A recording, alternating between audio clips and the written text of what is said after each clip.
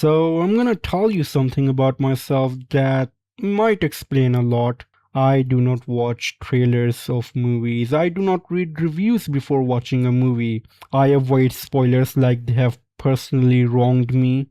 What I do instead is just wait. I wait for a movie to build reputation. And when enough people are talking about something in a way that sounds genuine and not just hype, not marketing, actual human beings saying that, hey, this thing is worth your time, that is when I show up for a movie.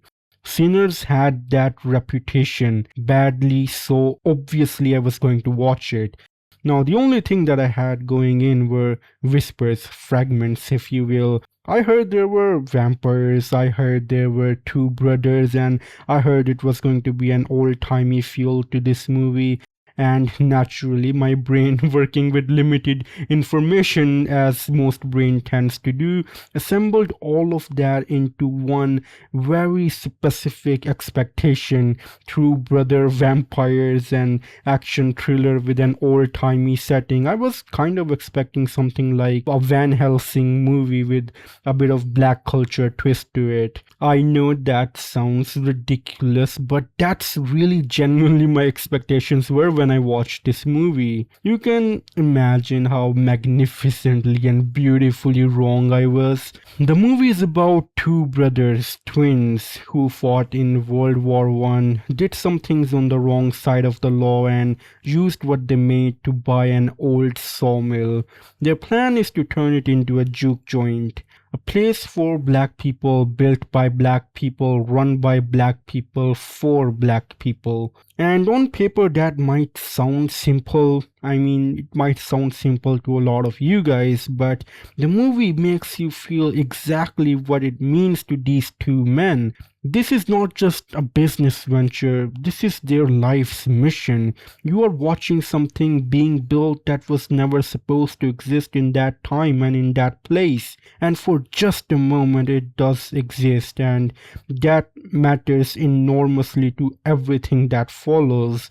The twins, who also have a cousin named Sammy, a blues singer, genuinely gifted, and the actor who plays him delivers in a way that is hard to put it into words. Sammy plays like the soul of the entire film. He's the first person that we see and also the last one. And the music in this movie, I want to spend a second on this because I was not prepared for it. I'm not typically a movie music person. Songs in movies usually just wash over me, but the music in Sinners, it stopped me. I listened, really listened. The blues songs were beautiful and raw, and then there is the Irish vampire. Yes, there's an Irish vampire, and the folk songs that came with him were haunting in a way that genuinely got under my skin. The music in this film is not decoration, it is part of the main theme. Now let's talk about what this movie is actually doing underneath the surface, because if you've seen it, you already know that this is an allegory.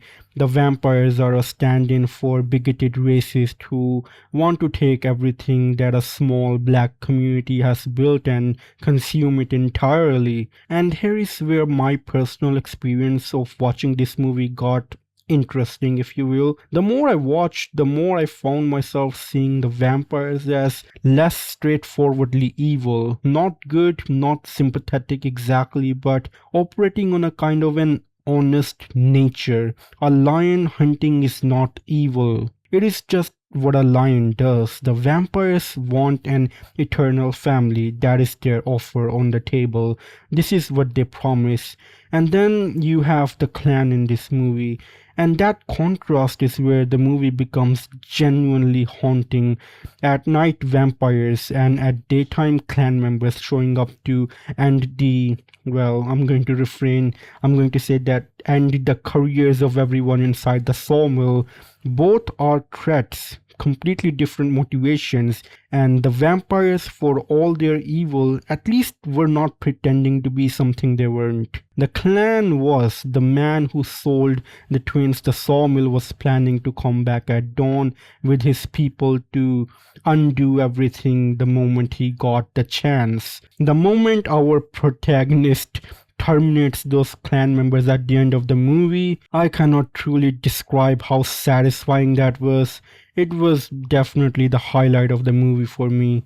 The way the vampires operate also gave the whole movie kind of a folklore quality that I wasn't really expecting. I have been reading Grimm's fairy tales recently, and this movie kept reminding me of those stories, the time period, the music, the rule that vampires need an invitation to enter. That one detail alone transforms every interaction at the door into something tense and mythic. It feels ancient. It feels like a story that's been told around a fire for 100 years. And then there's the ending. We see an older Sammy being visited by Stack and Mary, and Sammy tells them that that one night in the sawmill was the best night of his life before night fell. And he is saying that after having lived a full life, a successful music career, everything that came after, and still that night in a rundown sawmill, playing music with his people, for his people, that was it. That was the best day of his life. And Stack and Mary agrees that just for one night they were free.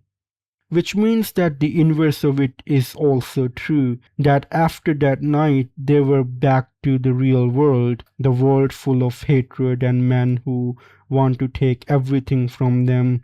But they cannot forget that one night when none of that existed, that one night when they were truly free.